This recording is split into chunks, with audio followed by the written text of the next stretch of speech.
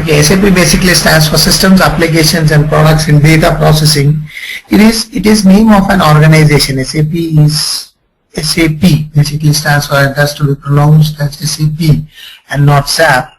Okay, SAP basically is the name of an organization which is well renowned, or it is popular across the world for one primary solution, that is ERP solutions. Okay, SAP is a world leader when it comes to business application solutions. So most of the products that are launched from SAP focuses on business application. SAP does not provide solutions outside of business application. All its products, all its solutions have a single point of focus, that is business. So when you plan to move into SAP, one of the key aspect that I always insist students or individuals who would like to move into SAP is that you need to align yourself with business. Okay, even though you are planning to move into a programming environment, okay, you might have heard of ABAP as a programming language. So when you come into ABAP, the key entity or the key element that you have in your mind is it's a programming language. But even though it is programming, even though it is writing programs and all, still the essence of SAP is business. Okay, so as a programmer also you need to align yourself with business programming. Okay, if we are not aligning oneself with business programming, then it is going to become extremely difficult for us to work with SAP or work in the SAP environment. Okay, most of the time I have always noticed people typically from a program background or programming background find it very easy to learn about programming language, because the programming language in itself is pretty simple, pretty straightforward, very easy. But the SAP business environment tricks them. Okay, it challenges one's level of understanding, because see, keeping ourselves away from business and trying to provide business solution is not going to happen. So we have to, as we plan to learn ABAP and as we plan to move into SAP, we have to walk into this world of SAP with the open mind that I am going to put in my efforts to understand business processing, understand business processes, understand how organizations run different business processes. Because if you do not put in that additional effort to understand it, you will not be able to work effectively with ABAP programming. Okay, so that is why I always insist people. See, SAP is basically a business application solution. You take any product that is released by SAP in the market, you will notice that it is a solution provided for managing businesses and nothing else. Okay, whether it is the core ECC or it is the BW or what you call BI or it is CRM or it is APO. You take any product, any product that is released by SAP, you will notice that these products or these solutions or these applications are meant for business processing. Some way or the other it is associated to do or help organizations run and manage their businesses in a better way. That is the core purpose. Okay, so it is extremely important that we align ourselves with SAP business application, or align ourselves or start off with a mindset that though I am learning a programming language, though I am planning to move into typical programming, I am not using you are not going to use ABAP programming to design a operating system or design a video game. You're not going to do that. Okay, you're going to use ABAP programming to do something more specific, to do business solutioning within a system or within a framework which is totally business application driven. Okay, so First point to remember is that SAP basically is an organization which is into the business of providing business solutions. All the products that are available in the market through SAP is business applications. They do not make databases. They do not make video games. They do not make operating systems. They do not make any complex softwares for defense research management or something. They make only one type of solution, that is business application solutions. Okay. Now when it comes to ABAP, if you try to expand ABAP, it stands for Advanced Business Application Programming. That is what ABAP stands for. Advanced Business Application Programming. Okay. So from the name of the programming language also you hear the word business. So ABAP basically stands for business. ABAP basically stands for Business Application Programming. The purpose of ABAP is business application programming.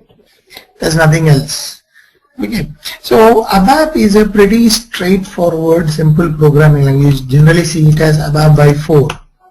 Okay. Nowadays you have ABAP 5, or what is popularly known as ABAP objects, okay, or OO ABAP. Okay. All these terms you come across, you will see them. Okay, so system application okay. So as I was telling, ABAP stands for Advanced Business Application Programming. Okay, so when you talk of ABAP, you come across ABAP by 4, ABAP 5, new things. Basically, anybody, okay, why I always ask whether you guys come from programming background is, anybody who is comfortable with C programming and who is comfortable with SQL programming actually know ABAP already. Okay, they don't know that they know it, but as a trainer in ABAP, as a person who have been working on ABAP extensively over the years, I am telling you, anybody who knows C programming, basic programming, and anybody who knows SQL already know ABAP. Okay, the ABAP is a typical procedural programming language which uses all the programming constructs, programming features, as well as it uses SQL also. SQL primarily to interact with the underlying database. The SAP business application solutions are all database centric. All the information that they maintain in databases, centralized databases. So you need to have some kind of statements and syntaxes to interact with the database. So that is where SQL comes into picture. Okay, so you have SQL and basic programming constructs, a loop or a condition or a statement, string statement, this, that, function, typical programming elements. So ABAP is also the same thing. Okay, when you talk of ABAP objects primarily remains the same as ABAP, base ABAP. The only thing is you are introducing object-oriented constructs into the environment. You are bringing in a new paradigm. Okay, from being a typical procedural program, you are moving into object-oriented program. So object-oriented program is basically a paradigm shift. Okay, shift in the thought process, shift in the style of building up programs. It has nothing to do with your syntaxes and the capabilities of the programming language. You stick to business processing. Okay, so that is what ABAP basically stands for. Or ABAP basically it's a typical business application programming language. Okay, which is used for working within a framework called SAP Business Solutions. Okay, that is one of the biggest limitations of ABAP. You cannot use ABAP as a generic language. It's not a generic language like C. It's a language which is used within the framework of SAP. So you can use ABAP only in those applications and solutions which SAP provides. To be used for customizing the SAP applications, nothing else. Okay, I can use ABAP only in the ECC, I can use ABAP only in BI, or I can use ABAP only in the CRM environment. That is the environment SAP has provided, and you can make use of ABAP in the SAP's environment, in the SAP's business solutions, nothing outside. So you cannot learn ABAP and use it inside Oracle Financial. It is not going to work out like that. Okay, so when we go in for training on ABAP programming, or when you want to train yourself and plan to move into ABAP programming, so what is it that you have to focus on? What is it that you have to get yourself trained on, so that your prospects of working on and gaining knowledge and landing into an opportunity in ABAP is at the best? Okay. So generally the training focuses on two basic areas. One is your basic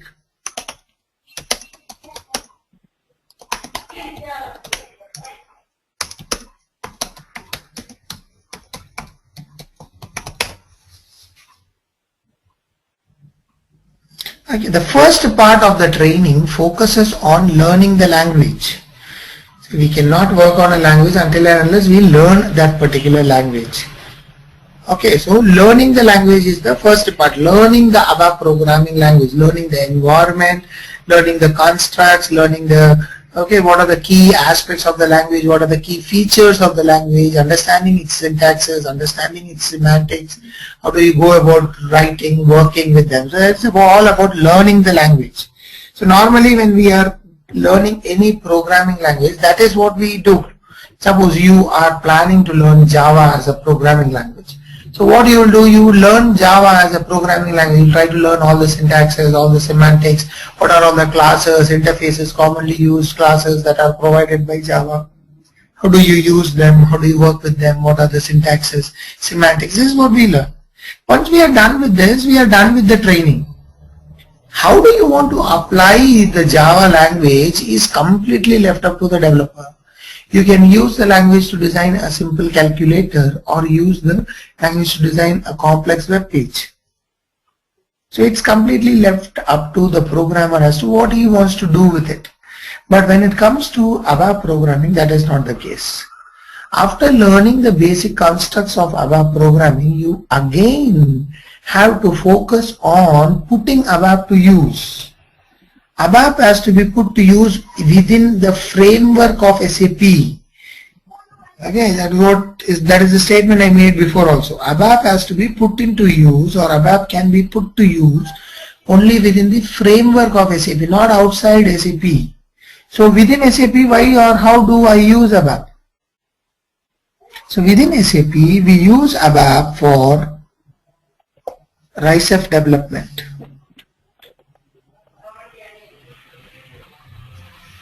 Okay, within SAP, we use ABAP for RISEF development. That is what we do with ABAP, or that is the idea that goes behind we go in for ABAP. Okay.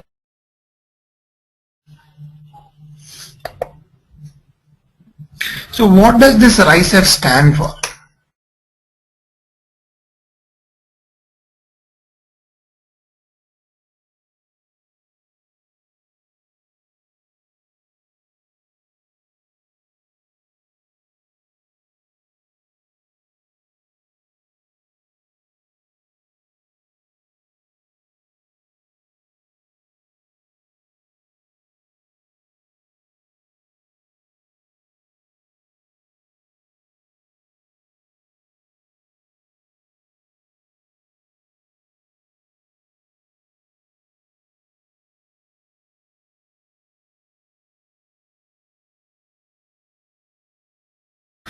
Reports, interfaces, conversions, enhancements, and forms.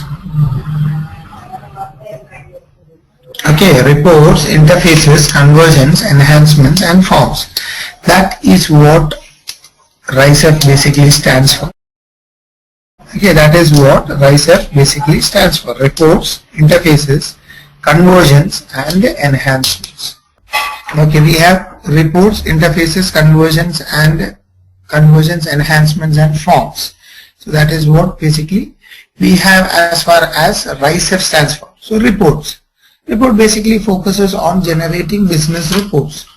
So one of the fundamental purposes of using any ERP solution or any business solution is to get reports, to get information. Okay, reports can give you a lot of information, can give you information about the health of the organization. It gives you information about, at a micro level, you can say what are all the sales orders that have been made, or what are all the open invoices, what are all the line items or vendor items which needs to be delivered. So many information can be generated from the system into which users keep keying in information, keying in the data. See, the work of the end user is basically to key in. He creates the sales order, he creates the purchase order, he creates the requisitions, he creates the invoices, creates the delivery note. These are different create activities that the end user is doing. So from end user perspective, individual documents he are creating, but what is the totality? What are all the sales orders which are still open, for which delivery has not yet occurred, if I want to know? So then I need to make use of reports. I need to generate reports which can run and give me this information.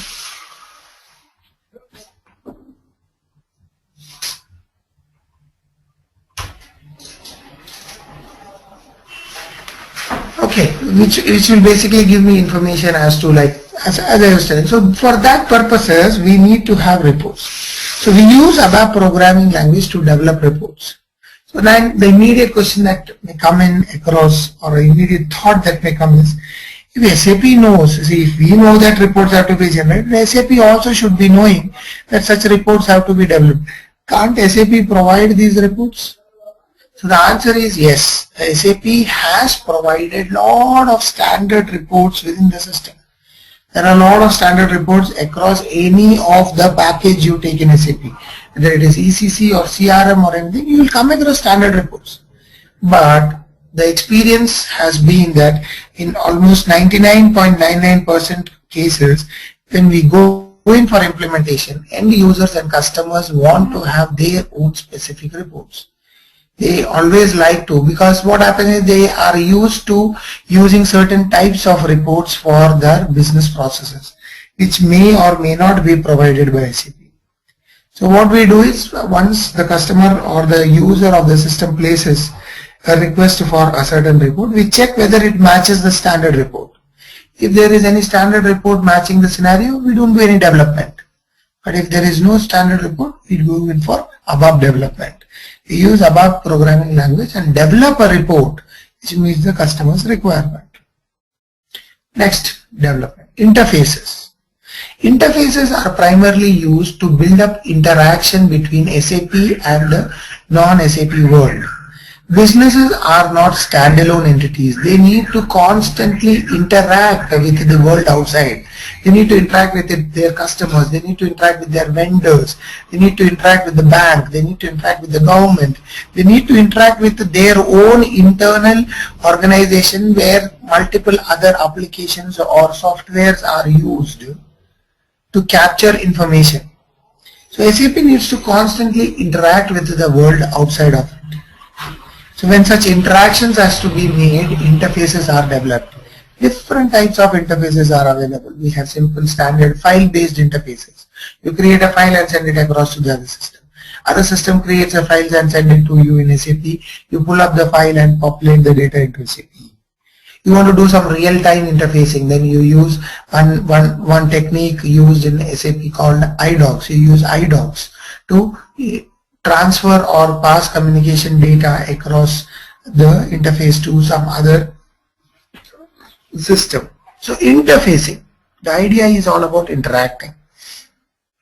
So when we work on implementations, or when we work for organizations who have lot of such interactions happening, they go in for extensive interface infrastructure. A lot of developments are done to move in and move data across systems. Okay, then the next element that you have, interfaces are again a piece of element which has to be ABAP developed. SAP is not going to provide you any standard interfaces. Okay. Then you have conversions. Conversions comes into picture okay, when you are doing implementation and you want to load the initial data into the system. See, an organization which moves into SAP does not move in from day one.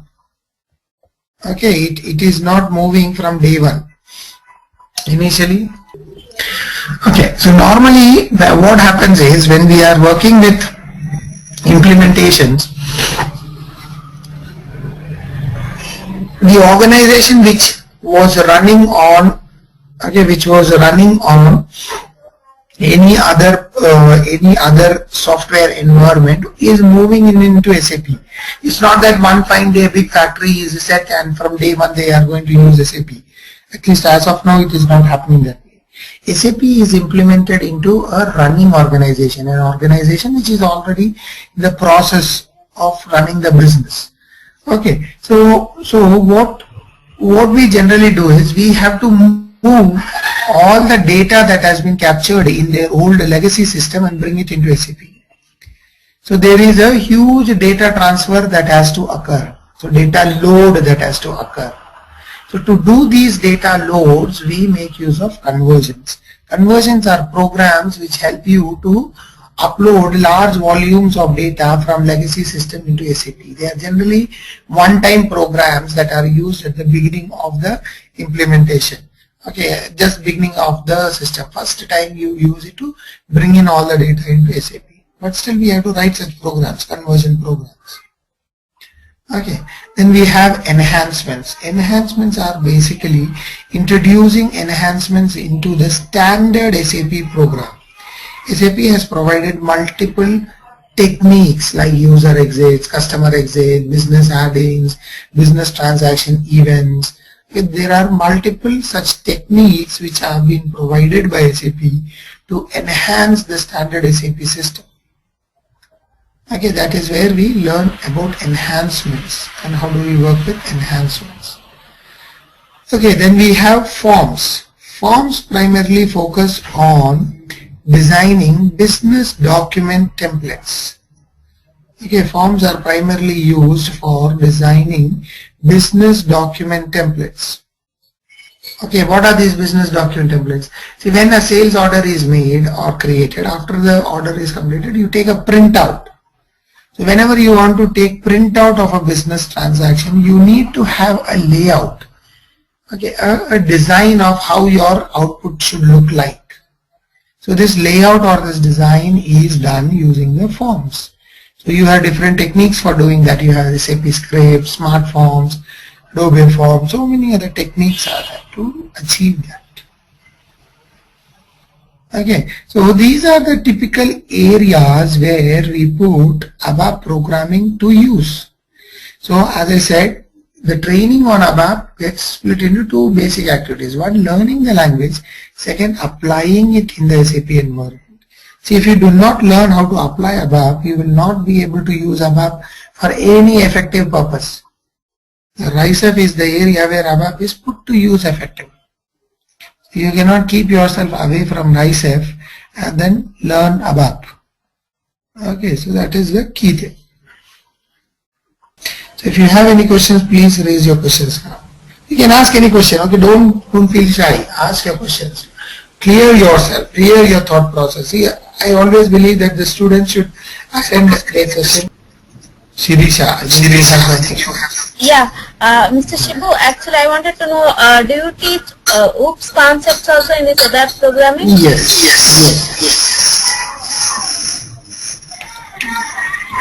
That was We will be, because during enhancements and all we need to know that. We will be doing it. And again, see, SAP itself is moving towards OOPS. You cannot keep yourself away from it and learn ABAP. So we will be. Okay. If you are coming from an object-oriented background, wonderful. If not, then you and me, both of us, will have to put in extra effort to understand the paradigm. OOPS programming is no different from your typical basic ABAP programming. The only thing is the change in paradigm. The way you think and write a program, that changes drastically. Not just change, the change is drastically. The whole thought process is changed.